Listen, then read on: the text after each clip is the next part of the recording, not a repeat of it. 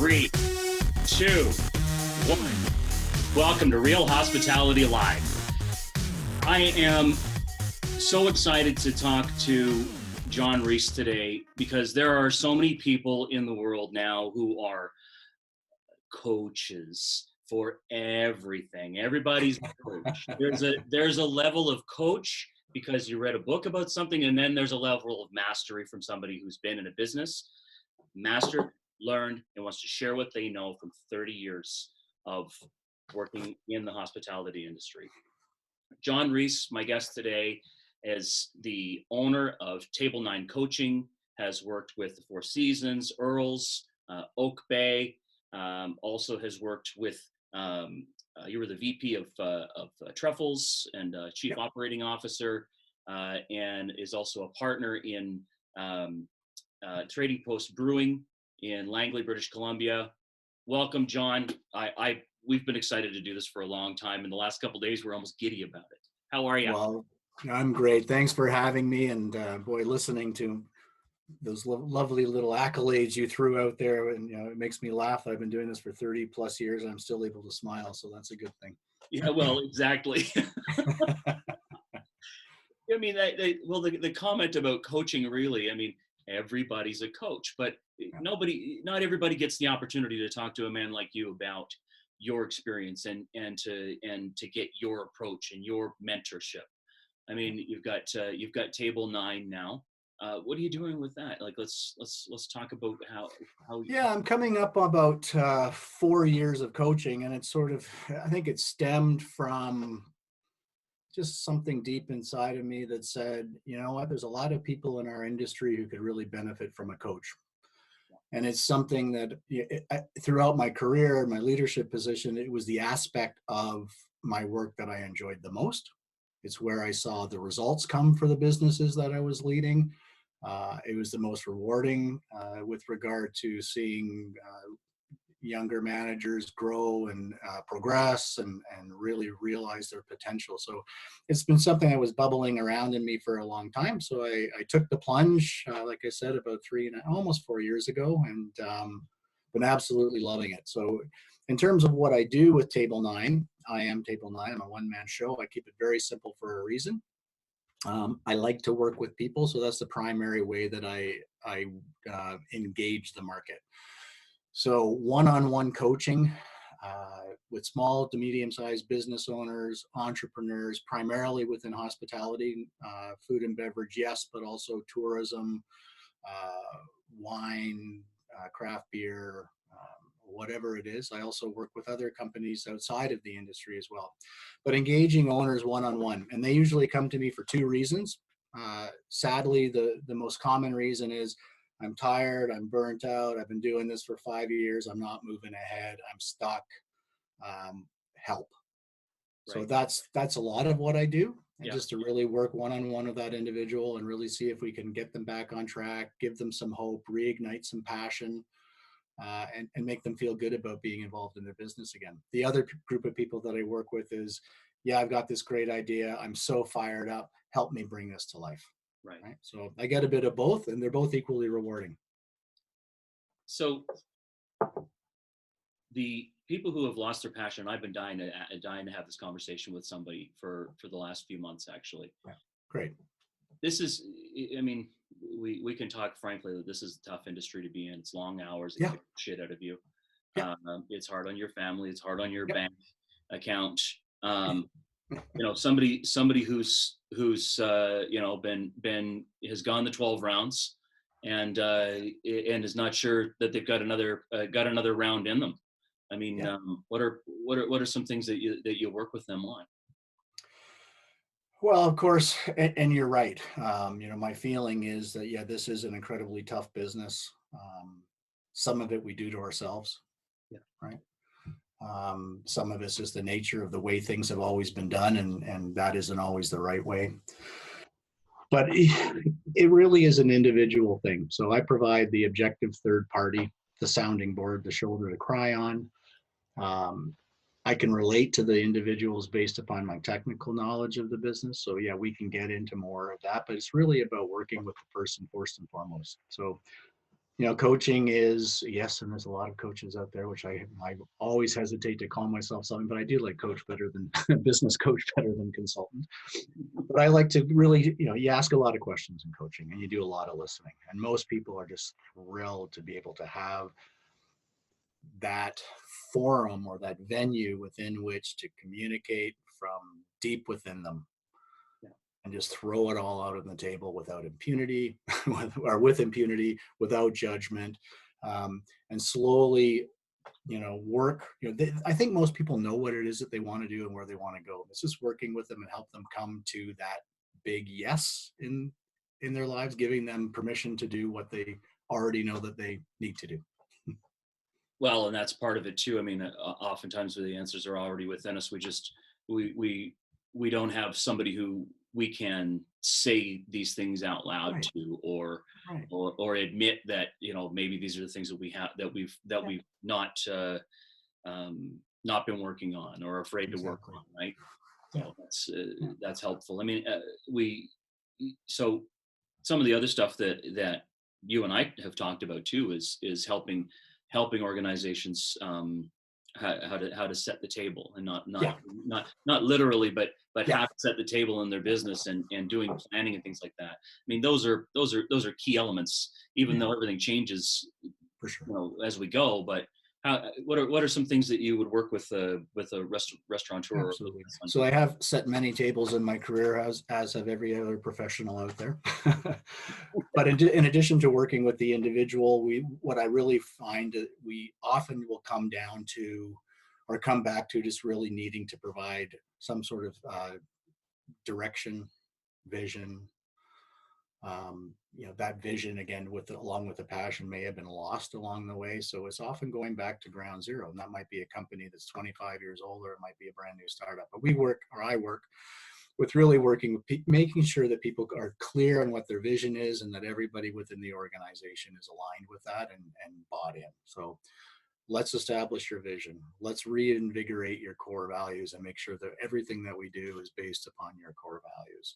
Let's start dreaming a little bit and figure out what our, long-term 10-year plus, big, hairy, audacious goal, whatever terminology you want to attach to it is.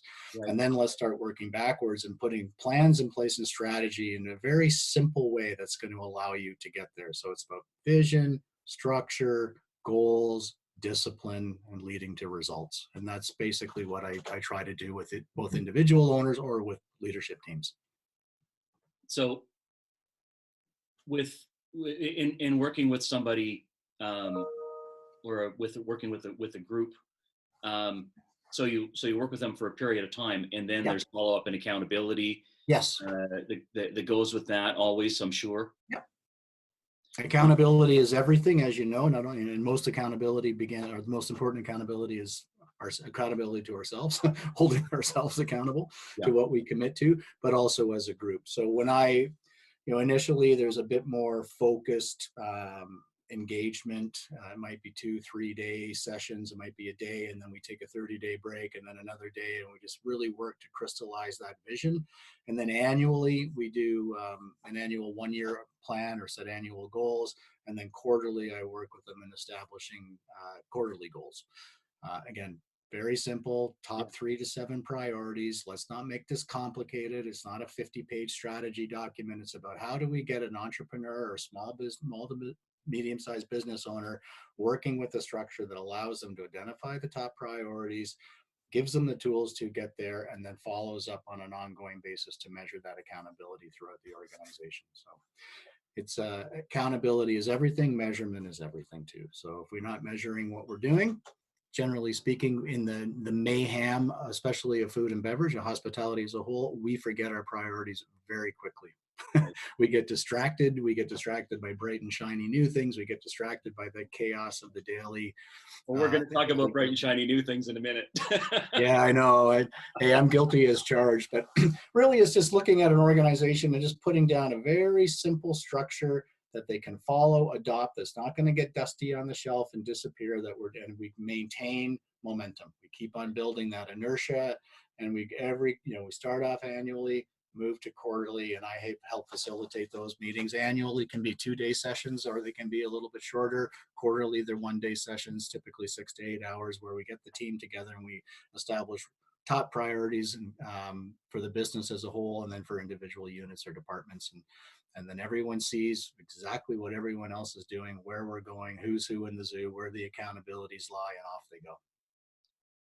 The comment that you made to me a few days ago when we were talking was, oftentimes somebody will call me and say, I've got a problem with my food cost.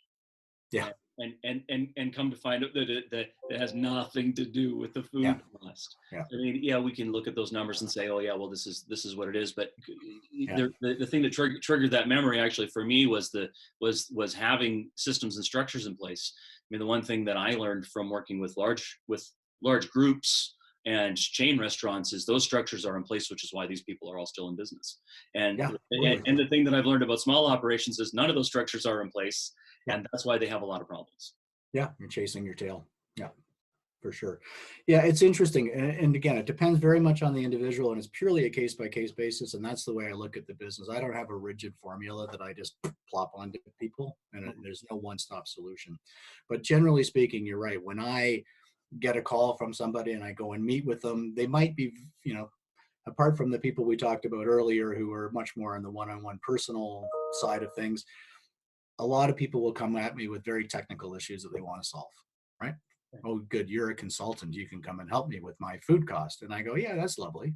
But what I really want to do is, I look at these things often as just being symptom. Sure, I can help you with your food costs, and we can drop in little tools. And if you follow them, you're going to get your food costs in line and save a bunch of money. Isn't that lovely? Okay, that doesn't really yank my chain, to be honest with you. I've done that for years. But I like to look at that and say, okay, I'm going to step back or step up, and I'm going to look at the organization as a whole and see if I can get an understanding holistically what's actually going on within the business. Okay, so food costs might be a symptom, labor costs might be a symptom, high turnover might be a symptom, lower declining sales revenue might be a symptom, but usually it's indicative of something a little bit bigger going on. And I really like to work with companies to try to make them smarter and healthier and more effective. So I step back and I look at the bigger picture and go, oh, isn't that lovely? Yes, we can change your menu and we can do all of these things, but really, I think this is much more of a leadership issue, a cultural issue. We really need to go back to square one and make sure you got people running in 1,000 different directions, and we need to get everybody holding hands and going the same way and moving forward. So it's kind of an interesting thing, but almost every time in the last, since I've started doing this, that has been the case. There's something bigger. Yeah, and then we can fix that, and then we can go into, okay, we need systems and processes, and yes, we need to do these things and we need to do those things. But until we get to that, we got to deal with the overall health of the organization. That's it's funny. Grant Cardone had the same comment when I asked him the question about how would you approach training servers. Is, well, if the restaurant sucks, the server's not going to make any money. Yeah, totally. It's a big symptom, right? For sure. Yeah. And, often the businesses that I work with will be family run businesses. And so you've got very interesting dynamics where, just pure structure will be wrong, or, as we all know, typically we talked about the lovely word passion, which I hate to say is kind of overused a little bit these days. But, let's say I'm a craft beer enthusiast and I start brewing at home. And then my next step is to open a brewery. Well, there's a considerable difference from making beer at home and having fun as a hobby and going into business. And most people, they take that leap and all of a sudden it's like, whoa, like what have I done? Right. So there's that sort of thing that goes on. So yeah, there are those people who need a lot of technical expertise, but generally speaking, most people are really needing to get that added bit of objective third-party insight that's just going to help them realize where they want to get to. So we've both been in this game for a little while. Yeah. And the challenges that kind of come along in business, and as times change and as tastes change and as trends change, what are some challenges that you would say are new or different challenges, or in now that we're in 2020, does nothing really change? Are we still kind of in the allegory of the cave, where we as an industry are still in the cave, and the world around us is still is coming up with new ideas? Well, I think it's a bit of both, and luckily it's a very broad industry with a lot of very intelligent people, way smarter and way more progressive than I am, who are doing great things and really moving things forward. But I do feel, and this is nothing new, I think everyone is well aware of the challenges out there, but I do think they're unique to our time. And I do believe that there's, a lot of going back to the well too many times and using the same business model, using the same service model, using the same production models, and hoping that we're going to be able to deal with the issues that face us. But that's the definition of insanity, right? Doing the same thing over and over and expecting a different result. I think that was Einstein, certainly wasn't me. But yeah, so what do we face now? And I'm not a doomsdayer by any stretch of the imagination, and I'm not a prophet, and I don't have a crystal ball. But people, right? It's a people business. We're having a demographic shift that affects the marketplace. It affects our staffing. Everyone's complaining about staffing. And in fact, I don't remember a time when staffing wasn't an issue in the industry, but now it's more and more and more, right? And we're getting to the point where it's really impacting people's ability to do business and do business well, or even to function and operate. Right. So the people thing, we've got interesting economy going on. We've got rapid technological change, rising household debt, increasing rents and property taxes, and increasing labor costs with minimum wages, and so on and so on and so on and so on and so forth. So at some point in time, something's got to give, right? And my true hope is that, certainly there will be some reckoning. Bad operators will disappear. Progressive operators who are, and that's not a bad thing. That's just life. But good operators who are progressive, I think there's going to be, and the industry working together, I think it becomes much more of a collaboration thing that we hopefully have the opportunity to reinvent and transform what it is that we do, right, and do it differently, because we're going to have to, otherwise we're going to be dead. The food and beverage industry, restaurants, hospitality in general, should be a positive, viable, great career. It should be a reasonable money maker for the people who invest. Yes, we get into it as a passion, and as a result, we know it's a lifestyle thing, and we're not going to make the same as, whatever, inventing Apple. Right. But it should be a viable place for people to have a career and work. It shouldn't be a place where people burn out and don't want to work in. It shouldn't be a place where we go in and we, that old saying is, oh, you want to open a business? Great. Go to the bank, withdraw $100,000 in bills, put it on the floor, and throw a match on it. It'll save you the problem. Right. It should be something that we invest in, that we feel that we should get a reasonable return on. It shouldn't be jail. So somewhere along the line, something's going to give, and there's going to be a pretty radical shift. And I don't know exactly which way that'll go. Technology you talked about, certainly that's something that's beginning to show itself as a solution, or at least a tool. And I believe technology is a tool. I don't think it's a solution as a whole. I think it's, there's technological tools that we can do that have great advantage. But something's coming. I don't know what, but we're going to have to give our heads a shake and reinvent how we do things. I'm a bit of a traditionalist, where I'm in the mindset right now where I think that the industry has got a lack of authentic hospitality. We've come away from that, which is what brought people to love going out to the restaurant, the theater of it, the home styleness, the welcoming, the love of the industry. And then for me, again, like we say, it's the double-edged sword. We get technology in such a way where people maybe embrace it in the wrong way, where, we've had this conversation where we talk about like delivery companies, app delivery companies, and totally. where then the industry is a little sheepish about it, and then it starts to come in, and then all of a sudden that particular industry comes marketing to restaurants, says, we have created the wheel. Yeah. Right. Yeah. And you all must use the wheel now. But the wheel costs us 25 to 35% of our. To me, it's right? Interesting, and I'm traditional, and I'm probably a bit more of a skeptic than you are. I'm not a tech guy. In fact, I'm quite cautious around these things because, trends come and go, and these things are not always necessarily what's best for us. So you talk about the delivery companies, of which there are many. Is that a true need, or is that a little bit of the tail wagging the dog? Suddenly we all have to do it.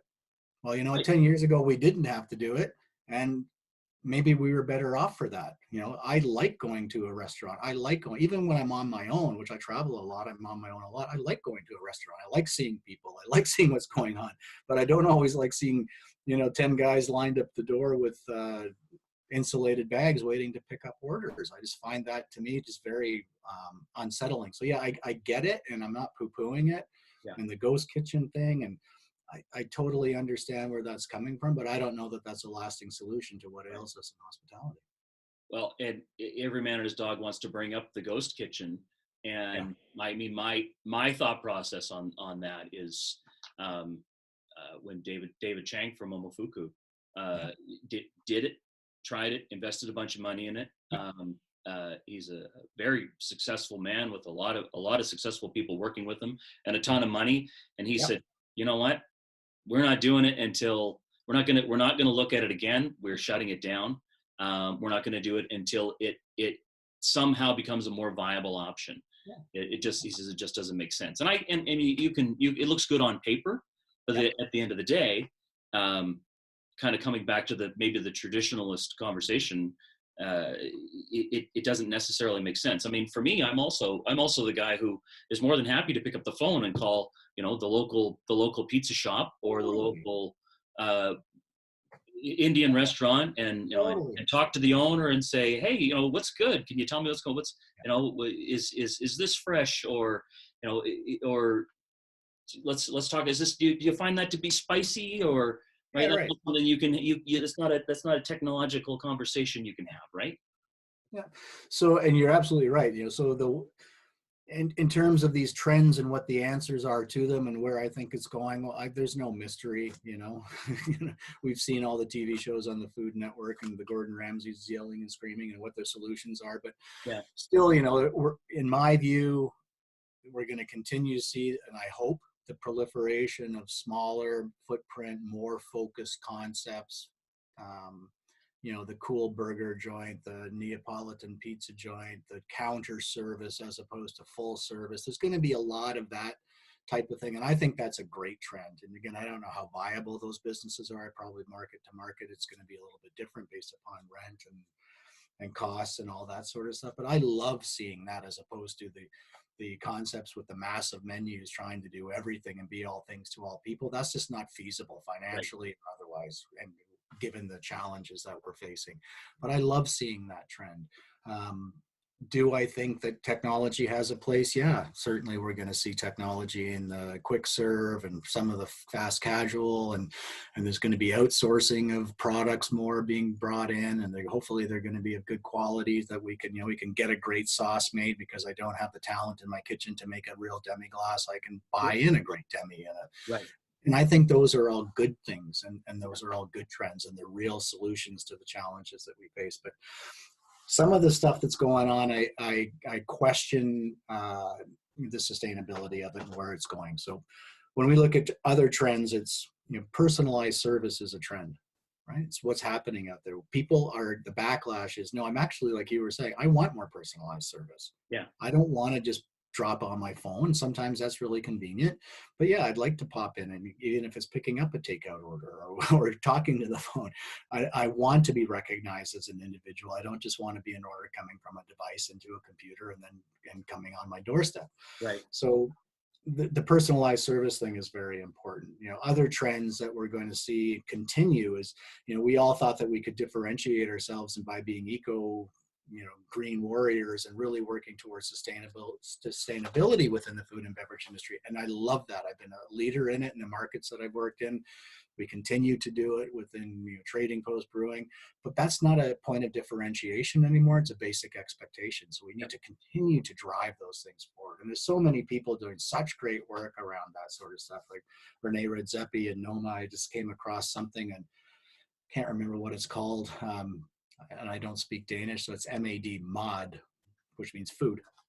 A whole website, a whole community, bringing chefs together, sustainable farming, really trying to reinvent the way that they're doing things. So yeah, on the one hand, we might have the fully automated robot pizza joint in San Francisco Bay Area, which Right. exists. Right. Or, and the flip side is, we're going to have people who are really deeply connected from a core value point of view with the hospitality business, who are shaping it and changing it and really reinvigorating it and turning it into a viable, ongoing and sustainable, not just green, but sustainable in terms of sustainable business model, sustainable in terms of the way we deal with our people, sustainability in terms of having a fair profit motive, but really reinventing the wheel. And I hope that sort of thing begins to trickle down through, as much as in response to the bigger technological based artificial intelligence stuff that is coming at us more and more. Have you seen the robot barista? Yes. Right. Well, two of these setups just shut down. I think they opened 3 and 2 of them closed without notice. And when I saw it, I thought, okay, well, I get why they would do that, obviously, because if you're going to invest $100,000, well, that's cheaper than paying 8 people $20,000 a year, right? However, do people want to use it? This is my beef with the McDonald's going into the kiosk. Yeah.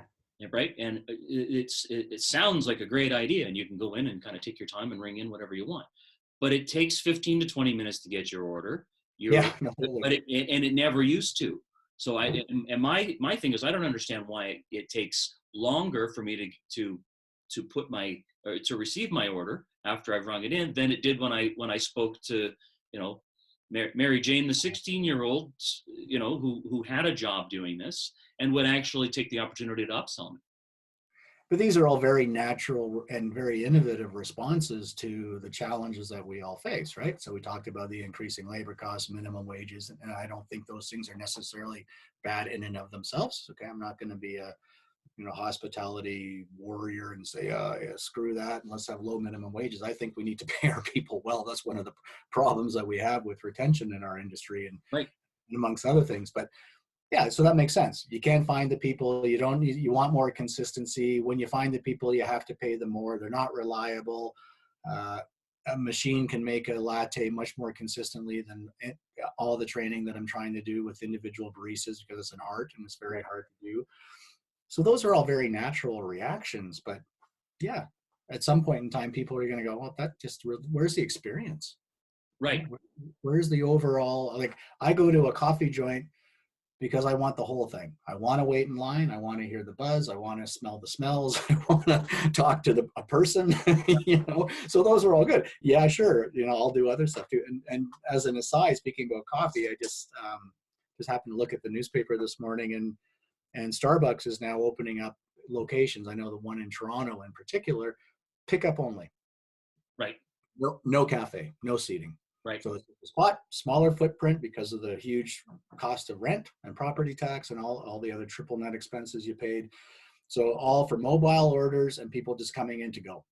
No opportunity to sit down. So to me, that's lovely if my way of enjoying a coffee is just to grab it and go and walk down the street. But whatever happened to talking to the barista and sitting down and enjoying the people and reading a book and, soaking that whole experience in? I like that thing. I can make a coffee at home and bring it in a thermos. I don't need to go and order it on my mobile thing and they'll go pick it up and have no people interaction. Exactly, bro. Robbie just said it's an event, and she's right. Yeah, totally. It should be. This is the ritual. This is the stuff that enriches life, right? It should be anyway. But anyway, so now we're sounding like old fuddy-duddies, or at least I am. But I think that I think maybe that's where we're kind of being made to feel about it, because again, as an industry, like we were talking about yesterday. I mean, the part about going out, and I want to tie this into this place that we were talking about in Toronto as well. Yeah. But yesterday we in our conversation, just briefly, we were saying, well, where's the nostalgia, where's the tradition, where's the textile, where's the smell of the place, all of that, right? Like when I was saying, about the cabin restaurant in Fredericton, New Brunswick. Right. Give them a shout out. Love that The one place. that I went to is called the Naughty Pine in Perfect. London, Ontario. Perfect. And I mean, that's the place where you would go and get a hot turkey sandwich. They make their own fries. They make their own gravy. It's not shiny. It's clean. But the menu is simple. The menu is small, but everything is textile, right? The old vinyl seats, the table itself. These are all things that are kind of embedded in my memory. My memory of the place was, it was a warm and inviting environment where I went with my mom as a kid, and that for me was, is when I think small operation, I think of that place as the example, right? And because of all of these simple things that these people did well and were consistent in it, and they're still in business. You have to line up to get in there for lunch. You have to line up to get in there for supper. 40, 50 years later. Yeah. And this is a great example of what I think is going to happen. Both things are going to happen. We're going to have technology, again, as a tool, not as an overall solution, but technological tools. And I'm not poo-pooing that. Like, hey, when I started as a server, we used to write down bills and give them to the kitchen. POS systems are wonderful, right? So technology as a tool is going to enable us for greater efficiencies. It's going to help us deal with problems. It's going to enable us to have data that we need to run our businesses better, help us come up with clever ways of operating. All of this stuff is good. But at the same time, we need to maintain that personal aspect. And so as a result, we're going to have these, hopefully, in my view, these greasy spoons, these mom and pops, these comfort foods, these, specialized, pizza joints, taco joints, burger joints, whatever else, Asian concepts, popping up as well to provide a counterbalance to that, because that's, again, experiential. And I think in a faster paced, crazy world, people are going to start craving that. So there's going to be a bit of not a backlash necessarily, but there'll be a revisiting of those types of things, I hope. And my hope as Table 9, as a business coach, is to be able to work with those people so they have the ability to sustain themselves and carve out a good quality life where they enjoy their work. Yeah. They've got life, they can enjoy their family, they're making reasonable money, so that we can ensure that these types of operations continue to exist. I had a conversation with some guys from California yesterday, and they're going to come on and work with us. They're called Galley Solutions, so I'm going to give a shout out to the guys. And they are a tool for us to use in the industry, and that's what they are. They're not kind of taking away from the experience. They're more of a back of the house, solve your problems tool. So the difference in using technology as a tool or hoping that it is the miracle solution are two different animals. What was the place called in Toronto? And let's have that conversation, because that's and I think this is a very clever example, and I wish I had the guy's name handy, because I'd love to give him full accolades, but I'll give you the name of the business. It's called Fourth Man in the Fire. It's a pizzeria, and it opened up recently within the last year. He started a burger chain, a high-end burger chain, fast casual place. It's called Burger's Priest, and he had a number of them. He grew them, then he sold it, and then he started up. The name's going to drive me nuts. Anyway, Fourth Man in the Fire. You can look it up. It's in Toronto. But he, from this, and thank goodness my daughter was on the ball. She lives in Toronto, and she sent me this a copy of this blog, Toronto Life blog or whatever. So I read this and I was fascinated, because to me it encapsulated so much of the innovation and a great response to how it is that we can deal with all of these myriad of some seemingly negative external elements affecting us. So he says, okay, I'm going to create a restaurant that does away with most of the things or all of the things as best as possible that I hate about restaurants. So technology comes into play, right? So we all know labor cost is an issue, and finding people is an issue, and that's not going to go away. So great, I'm going to do away with servers. Okay, so I'm going to have iPad or a tablet on every table. Right? So you sit down, you ring in your order, the menu's there. You pay on your card, and then the order goes off to the kitchen. It's a New York style pizza concept. Very simple, small menu. Again, I'm a huge simplicity guy, and people will always say, they get sick of hearing me, but simple is not easy. Simple is actually very hard and requires a considerate. Thank you, Shant Mar Diriosian. Thank you for that. I appreciate that. Someone put so Shant. So thank you, Shant. You are an amazing individual. Simple concept. Let's keep the cost down. Reasonable footprint. Monday, nighttime only, 6 days a week. So doing all these things that allows the operator the opportunity to have a life. Okay. Small menu, only needs a couple of people in the kitchen. Affordability, he does a family menu where you can walk in, and the idea is I can get a meal for 5 people for my family for under $100. So it's going to include a pizza or two, a giant bowl of salad, a couple of soft drinks for the kids, and a couple of beers and glasses of wines for the adults. And you walk out for $100. So he's dealing with affordability. He's dealing with service. He's dealing with getting away from the old service model and the old tip pool model, and servers making all this and kitchen guys. Everyone makes $20 an hour. So you ring in your order, you pay for it, a food runner brings it out. You want a drink, you push a button on your table, and a drink cart gets wheeled out to your table. No bar, not building a bar. Right. Bar, all that stuff, right? I'm not going to deal with that, but I've got bottles of wine and cider and glasses of wine and beers and good quality. But again, you pay for it on the spot. And then when you leave, there's a tablet at the door where you can choose to leave your tip. And those tips are completely pooled by the people who are working there. All of them, as I said, are making $20 an hour.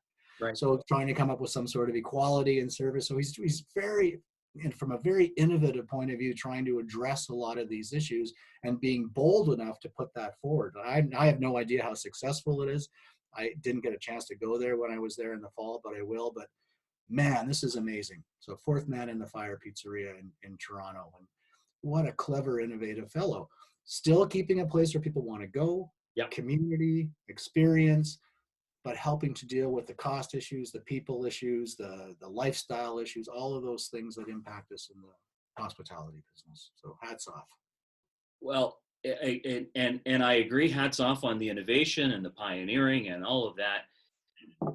For me, I instantly think, well, but is it cold? Yeah. Right. Yeah. But is it a cold atmosphere? Yeah. And thanks to my buddy Paul Paul Derfy for posting up there. And hi Chris from Galley. I instantly think that would be a cold experience, as cool as it would be the first time you try it. Yeah. And maybe I'm 100% wrong. Yeah. But the owner might, and I totally get you, right? You lose a little bit of that personal contact. Yeah. You might also do away with some of the personal contact that we don't want in restaurants. Oh, hey, absolutely.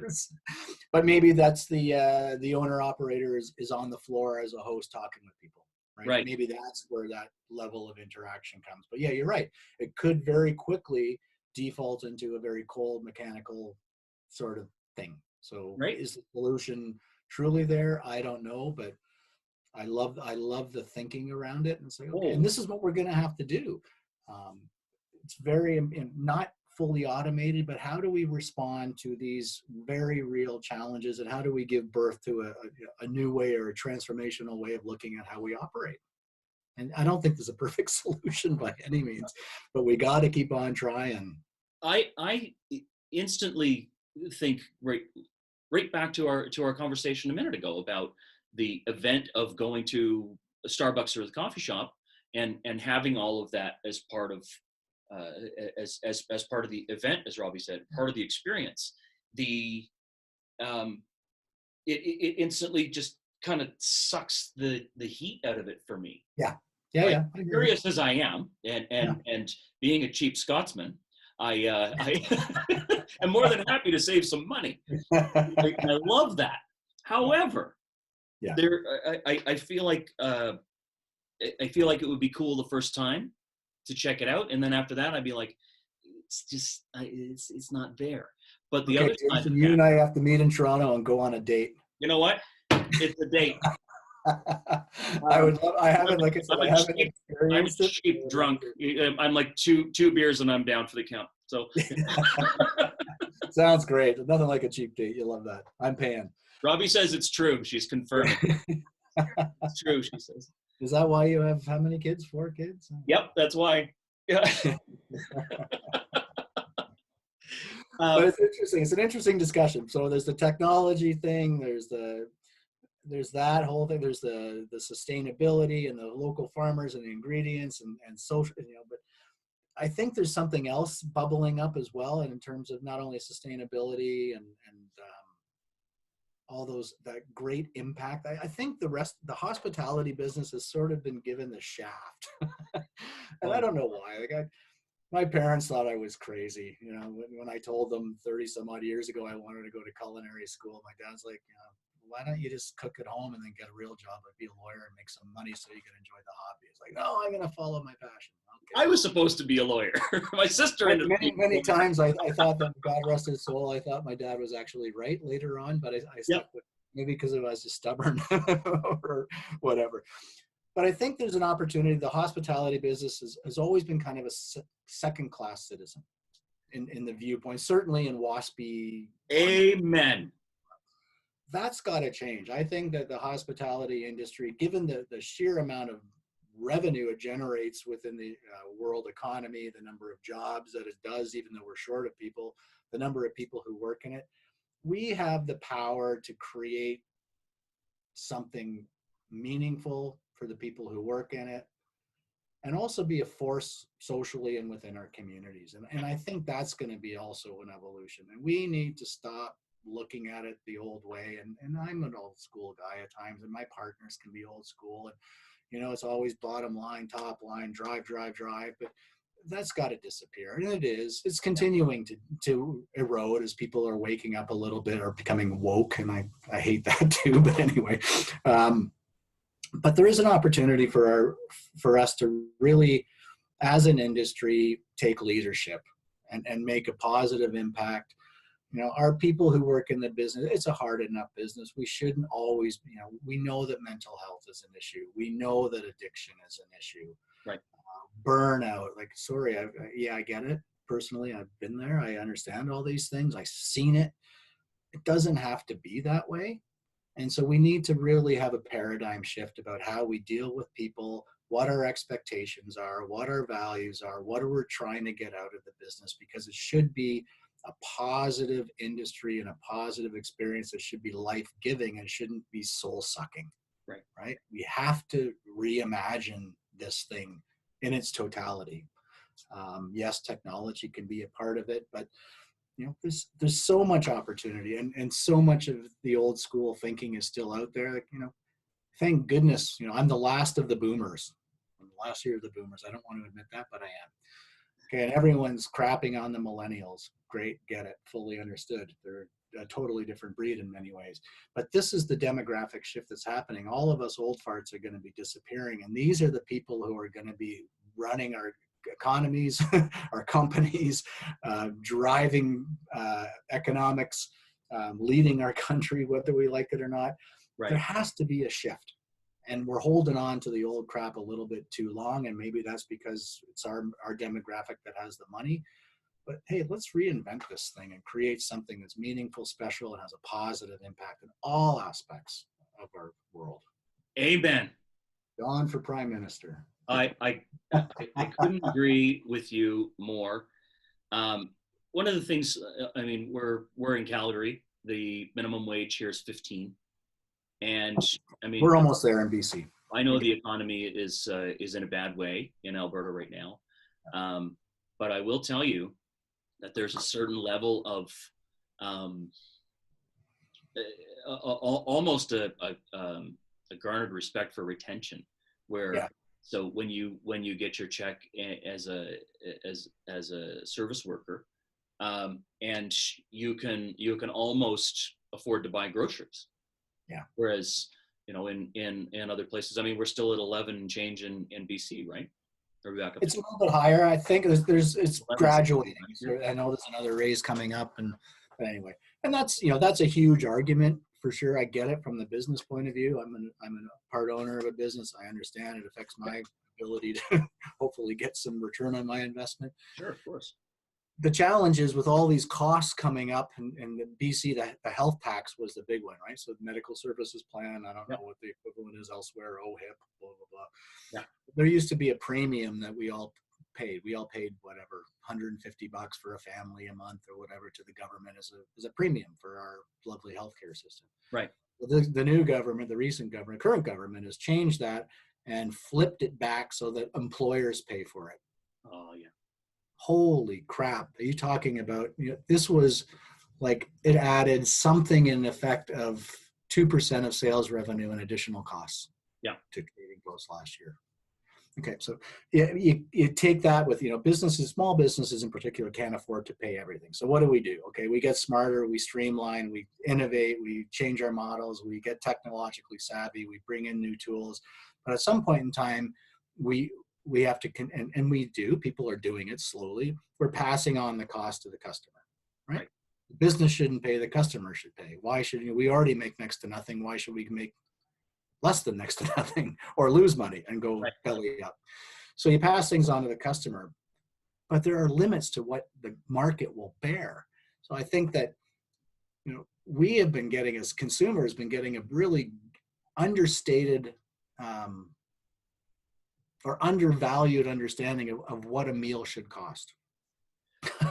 So we've been historically been paying less, and consumers should actually be paying more for what we're doing. Of course, we're all scared shitless, pardon my language, to raise prices because of fierce competition. Yep. And there's only so much that the consumer will bear, because they've got, massive amounts of household debt, job insecurity. You talk about Alberta being, the economy there. So there's this funny little perfect storm happening where I don't know that we need to raise pricing, but we can only go so far. I think that's a mindset, though, to be honest with you, in that there's the pizza joint in Steveston. It's got one of the most expensive pizzas in the world, and they're lined up down the road. And there's a new restaurant that opened here in Calgary. They put $12 million into building this place. It's really a tax write-off for a bunch of people who have more money than they know what to do with. But the point is, they're making a killing. Their reservations are good. Their food is excellent. Their level of service is pretty good, and it's again back to actual service, actual a place where people want to go. And the people who aren't going are millennials. It's people my age and your age who have the money to go. It's an event. Maybe they go once a month as a thing. Maybe they only go on anniversaries and birthdays. But it's in an economy where as Albertans will tell you, the economy is bad. Who in the right mind puts a $12 million restaurant in Calgary, right? Yeah. But who would have guessed that, and it takes 30 minutes to drive there. It's in South Calgary. It's thriving. Yeah. So, but it's based on these principles that we kind of hearken back to. Yeah. It's actually even designed in such a way where it goes back to a time of like Sinatra time, right? Where the decor is all of that, like Vegas Sinatra era, gotcha. Right? Yeah. And it does very, very well. Yeah. So there's we're afraid to push the envelope because we're afraid somebody's going to say that it costs too much money. Yeah, right. Right. I mean, we are our own worst enemies. I had a franchisee who was terrified to charge $3.75 for a slice of pizza. He says, "Oh well, other places are charging $1.90." Yes. Stupid. Well, look at the difference. It's a different animal. And they said, "Well, people." Yeah, the race to the bottom mentality is, as we all know, is the recipe for disaster. Well, it's not good for anybody. We still hold on to it pretty firmly, but I think that is beginning to shift. Yeah. Certainly in the casual dining market, there's some very good casual dining groups or chains out there, and I tell you, they ain't cheap. Right? So they're taking it on, and because they're focusing on their values of quality and providing experience and a fair return to the people who take the risk to invest and open a business. Yep. and that's a very important thing. So yeah, there is the race and the bottom mentality still out there, and the market is kind of ignorant, the market at large, Mr. Market, but we just have to resist that stuff. We have to be bold enough to do what's best for us as business owners. Yeah. Right. We can't, and it used to be, the customer's always right. Well, that's bullshit. The customer's right some of the time, but we really need to take control of our own destinies and do the things that we need to do to have a thriving, sustainable business model that takes care of its people, that contributes to the community, and allows us to have a fair return for the money and the blood, sweat, and tears we put into it. Well, I mean, for my family, for example, I mean, it costs us, there's a bunch of us, but still, for my wife and our kids, and this is including Happy Meals, where you think, that's a small, it's not. It's $65. I know. And my wife doesn't get a meal; she gets fries because she's celiac disease, so she can't eat any fries at McDonald's. So it's still $65.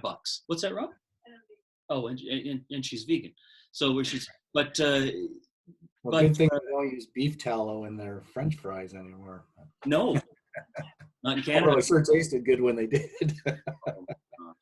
That's that's funny. I'm going on show with Jay Ashton, my buddy from Cisco. He's got a webinar Wednesday. Hi, Jay. On the 29th, and part of our conversation is going to be about food trends. Yeah. And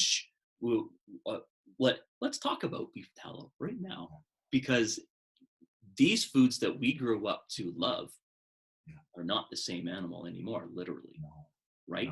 No. Because I remember taking the big thing of solid blob of lard and putting it in the fryer for it to liquefy and melt, which was the coolest thing. And that was a different food. Yes. It cooked differently, it tastes differently, had a different profile, and now we pour in the canola oil or worse, and it's not even the same thing. Yeah. No, it's not. It's more cost effective. I don't know. But your wife, Robbie's a great example. It's like, if you started, if a Trading Post Brewing Company and our two, and we will be opening a third one sometime early next year, which seems to be getting close. So I'm excited about that. If we, in all of our locations, fried in our fryers, used veg oil and beef tallow or lard or duck fat or whatever, that growing population of vegans, yep, or vegetarians of any type, would be outraged. And I don't mean that in a negative way. They'd be eliminated from that experience. They wouldn't be able to participate in it. True. And that's so I don't know if that was what initially caused that change, but now it's very much a reality. Right. If you're a big high volume place, if you're a small mom and pop and you're doing cool food, we do duck fat fries. Awesome. Love it. Yeah. That's cool. I've got lots of other choices. But if I'm a larger format place that's attracting families and needs volume to be able to succeed, I got to be very careful about those things and make sure that I've got real options for vegetarians and vegans and celiacs and everything else. Right. That's one of the things that we've said, and Robbie, who's way smarter than me, says is, rather than it being an option, just having it being part of what you do. That's right. Right. Rather than having a segregated, yes, almost a special needs menu. Yes, totally with you. Have it as part of the experience, and we've found from experience that people are very welcoming of being welcomed in that way. Very much so. Yeah, and that has to be the way, right? It's not a trend that's going to go away. It's a lifestyle that has great merit that's only going to continue to catch on. So we need to.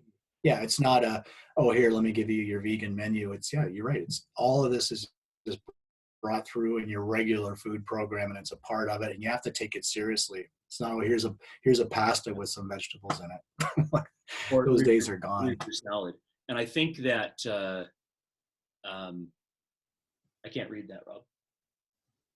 My comment? Yeah. I just said, I think part of the point, sorry for talking off the side here, but part of the point is that when you talk about it, food trends in terms of veganism, for example, myself being a celiac, is that it's not about a trend and it's not about a lifestyle. Exactly. We have families that are really divided. We have kids who can't eat cheese, can't have pizza at a party. Yeah, totally. Yeah, there's a reality there too. Other than it being a trend, and I feel like trend and lifestyle really devalues what's going on in the industry, and it also devalues what's going on in terms of sociocultural organization as well. I And hear you on that. Well done. in my opinion of it as well, as part of it is that we're becoming better educated. Yeah, for sure. The diners are and our guests and our demographics are becoming better educated. Yeah. I mean, for me, as soon as I saw that Arnold Schwarzenegger had become a vegan, that was it for me. Yeah.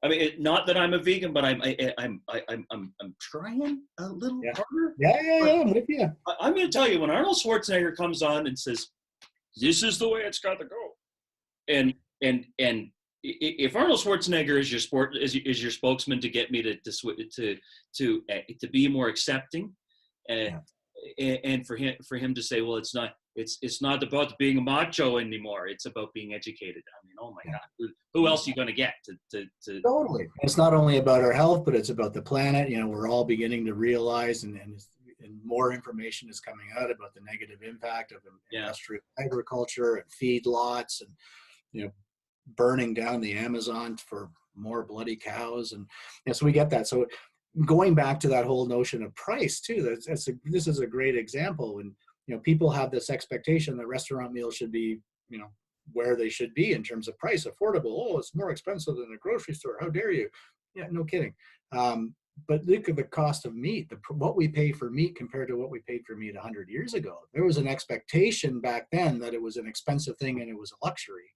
Yeah. And we enjoyed it and we treated it respectfully, and we ate it when we could afford it, which was far less frequently than we do now. Now it's just, oh, it's my God-given right to eat a freaking steak or a hamburger every single day of the week and have it be ridiculously affordable. And we've been raised on cheap meat, and I love it. Like, I'm not vegan. Oh yeah, sure. I love it. But I pay a lot more attention to where we source products at Trading Post and other companies that I've worked with, make sure that it's humane, smaller producers, all that stuff. It has to be the way that it is. It's our responsibility. But at the grocery store, yeah, geez, wow. Have you bought a pizza at the grocery store? It's more expensive than going to the pizzeria. I know. I mean, it's like $5 a slice at Whole Foods. Totally. And you know, they'll give you two for $8 or something like that, which is a bargain, right? But people will go and buy that, and then they'll come to the restaurant and complain that you're too expensive. Yeah, for sure. I love the way our conversation has gone, man. We've done technology, oh my God, yeah. Restaurant trends, meat, vegan. Where do you want to go next? Let's solve some other world problems. And I don't even know how long we've been on for, but this, you know, what the cool thing about this is it's meant to be exactly this, and meant to be totally. An open conversation and sharing ideas, and I'm all about that, and that's why I'm so excited to have you come on and share your expertise. And I love the fact that you're making your knowledge available with Table 9. Yeah. Not just that, hey, it's great that you've got yourself a business. I love that you've created a business where you can now share what you know. There's the saying is, and that's the huge thing for me. Yeah, we all need to pay our bills, and yeah, I've got 3 kids and 2 of them are in university and all that. But really, at this stage of my game, that is what I want. That's the giving back. If I can help people learn from the mistakes and the struggles, and as well as my successes over the years, there's a level of service there, like service to our community in the hospitality business, that I want to be able to provide. I don't have all the answers for everybody, but I've got lots of experiences, lots of diversity in my background, lots of objective information, as well as, you know, the technical, all the other jazz that I do with people to help them succeed. But there's this level of service that I want to be able to provide to our community. And that's a very important thing to me. That's really what drives me from a mission point of view. So I never had that, you know, so many of us just learned by doing. Even when I worked for great companies, it was still a lot of learn by doing, you know, learning by your mistakes. And if I can help people benefit from my experiences, then that makes life worth living. Well, that's the great thing about creating a hospitality community where we can talk to each other and say, we've made these mistakes so you don't have to. Yeah, right? Exactly. Yeah. But it's hard enough, and we just want to get out there and try to make it better. And hospitality should be an industry that we're so proud to work in. And that's real, like I said, it should be a force for change and really something that our kids want to work in. Right. Because there are very unique benefits to doing so. We just need to help work towards get rid of the negative crapola and really work to be a force for positive change in our communities. And absolutely. John, thanks so much for your time. Hey, what a pleasure. This has been awesome. Just awesome. Totally. I've been looking forward to this. I think we first talked in the summertime. When it wasn't minus 34 degrees where you were, and I didn't have slushy snow outside my window. I'm pretty sure I was walking on the beach in White Rock the last time we had it. Oh dear. Well, I'll look forward to our date at Fourth Man and the Fire Pizza in Toronto. It's on. It is on. Ladies and gentlemen, John Reese has been my guest today from Table 9 Coaching. We are live on LinkedIn. We're live on Periscope, live on YouTube. If you're watching this on YouTube, smash the like button and subscribe. Thanks again for sharing your wealth of knowledge and for this banter back and forth. This is how we get better. We learn more by being open to these conversations. Again, welcome to Real Hospitality Live, and thank you so much, John Reese. Have a great day, John, and try and stay warm there in Victoria. Thank you all, and to all your viewers, I really appreciate the opportunity. Take care.